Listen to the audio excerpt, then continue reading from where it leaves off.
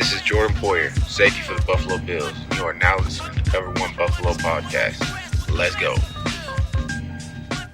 All right, welcome. We got Greg Tompsett of Cover One Buffalo and Joe Marino of Locked On Bills checking out the joint practices here at Buffalo and Carolina. Joe, how we doing? Good, man. Anytime you get a chance to see the Bills on a football field right in front of your eyes, it's a good time. Certainly enjoy taking in this practice. Absolutely. We had a really good time today. The most important part, there were no injuries from the Bills, but we're able to come out here, take a look at what was going on. Obviously, the first name that comes up anytime we're talking about the Bills is Josh Allen. Looked really, really good today. Yeah, I really appreciate how decisive he was with the football today. And one thing that I mentioned when reflecting back on the Colts preseason game is that he went to the right spots with the football. He did it confidently, and there was no nonsense, right? He was in rhythm, and I thought that was, again, what we saw on the football field here today. A few throws maybe he'd like to have back, just a little bit too much air on some of the throws down the field, but just I feel like he's seeing the field better. It's coming a little bit slower, and we're not seeing that crazy off-script Josh Allen or even the flutter balls. Just everything was pretty clean, and that's what you want to say about your quarterback in practice. Yeah, absolutely. Just in rhythm, decisive. You could tell that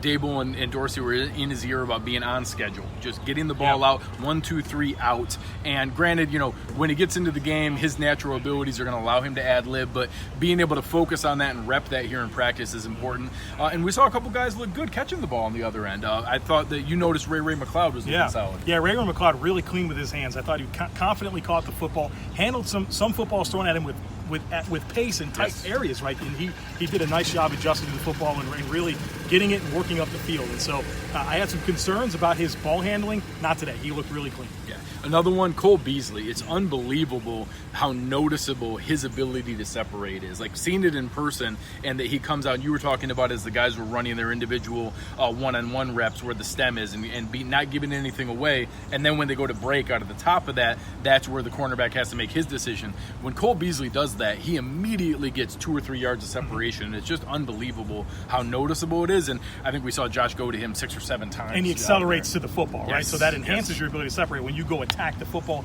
you don't wait for it. And he's a very polished slot receiver. Yeah, another one, Andre Roberts, you noticed. Yeah, you know what? I think maybe the perception with Roberts coming in is this is the punt returner, kick returner. No, dude. When this team's going 3-4 wide receivers, you're almost always seeing Andre Roberts and running routes vertically as well as in space and some of the shorter stuff. So get ready for Andre Roberts to command a big role in this offense. I agree, and it's not something where that takes away from the fact that the primary reason he's here. He's still going to be that all-pro level punt returner, kick returner, but that versatility where you're not taking up a roster spot as only a specialist, he is absolutely a part of this offense. And, part of maybe what we saw last year in some of those gadget plays from Isaiah McKenzie, maybe some jet sweeps, maybe some quick screens, having that kind of versatility as well as running the full route tree. We saw a sideline catch down the field over here. He was targeted on a deep bomb on the left side, so he's lining up everywhere and he's running routes to all levels. He's going to have a role. Yeah, I agree. Another important area that we looked at was the offensive line, and there's been a lot of discussion on how they're going to go about doing this, but it started out the same that we've seen. You had Deion Dawkins, Quentin Spain, John Feliciano, you had Cody Ford at right guard, you had Ty Nsekhe at right tackle, but we were concerned, okay, what does that mean from a swing tackle standpoint? Who's the backup? It was very key that they were automatically repping and bringing guys in where they would practice with the first unit they'd run 2 plays and all the rest of the guys stayed there. Spencer Long comes in at center, Feliciano kicks out at guard, Ford kicks out to tackle, and even though that's not ideal for Ford's long-term stability, they're repping it and getting that into their habits so that it's not foreign if it happens in the game. Yeah, and it's time to tinker, right? This is the time of year we haven't even gotten to the second preseason game. You want to see guys in different spots and know how it works and if they can fill those roles. And so while you still have time without a regular season game on Sunday, you can tinker around and mess around with that. One other note here is we talk about the musical chairs on the right side. It ain't happening on the left side. Deion Dawkins is your left tackle. Quentin Spain's your left guard. And then once Mitch Morse is back here at center, you're going to see a very stable foundation there left to right. And I know it's kind of hard to identify how much it played into a factor. You had some Deion Dawkins apologists who said, well, he lost incognito, so of course that was a huge part. And then he's still obligated to be his own man and do his own role.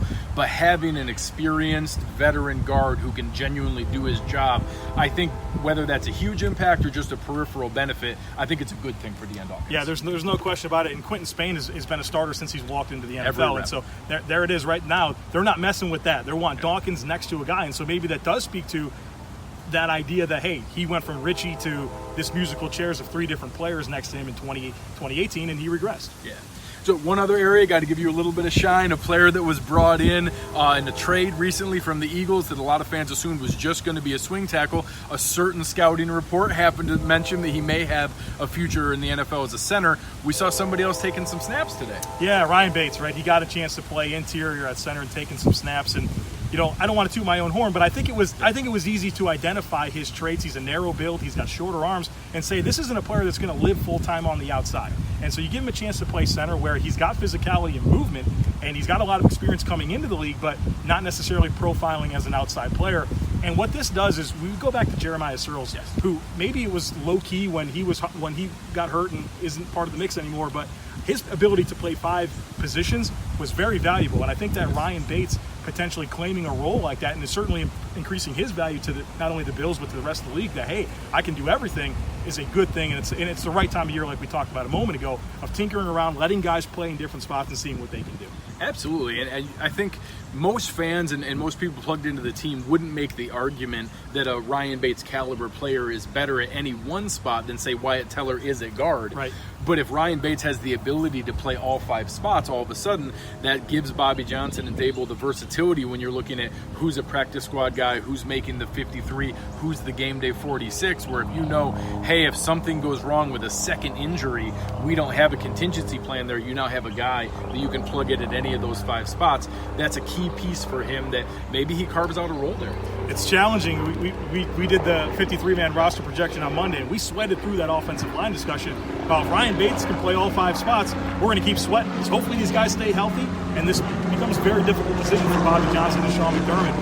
But at least there's something interesting happening instead of injury after injury with offensive line. Yeah, and again, I mentioned at the top of the show, anytime you're in preseason, anytime you're in training camp, the biggest thing is no injuries. Please, no injuries. So being able to have that kind of turnout today, look to be pretty clean from everything, and then being able to go through and show a clean ending to the day. I think we might have saw one scuffle with the Bills defense and the offense. It was pretty clean beyond that, but just a good, healthy day from both teams, and that's what we were coming out here to see. One last note, we got to talk about Mitch Morse. Yes, was in the red jersey today. He's dressed, and after practice, he must have done 15, 20 cross-field sprints. I mean, they might still be out there doing them. So you like to see him getting back in shape, getting the movement there, and being part of what's going on out here, because we know the impact that he can make as a center for this football team, and it seems like he's getting closer and closer to being part of the mix. Absolutely, and I know a lot of fans may not be familiar with how the concussion protocol works, and there's certain stages where you're only allowed to do set elements of physical activity, and getting to the point where he's in thigh pads and knee pads, he had a helmet on, he had a jersey on, it's a red non-contact jersey, but that's a huge step forward. They were doing drills where they're firing out of their stance, doing pulls. He was going with full exertion, a full sprint there, and then at the end, as Joe mentioned, they were full gassers. I mean, at a full sprint, that's something that the medical staff is not going to allow him to do unless he's at that clearance point. So I want fans to be careful. That doesn't mean that we're going to see him in a game. He's not going to play this Friday against the Panthers. I don't even know if we see him in the 3rd preseason game against the Lions, but this is a huge step forward and should be a very reassuring element for the coaching staff and for Bills Mafia to understand. It looks like we're going to have this guy back. We got to cross our fingers long term, but it looks like he's working his way back to get back in the lineup. Yeah, need it. And I'm hoping tomorrow we can start having some more defensive takeaways. Yeah, the way things are kind of set up here, you're pretty much looking at one field, and today was the field we were able to get eyes on was offense. So maybe tomorrow we can get some more defensive takeaways. Love it. Thank you guys for joining us today. Had a quick recap here, but had a great time today. It was great to meet you in person, Joe. Looking forward to it. We'll talk to you guys tomorrow.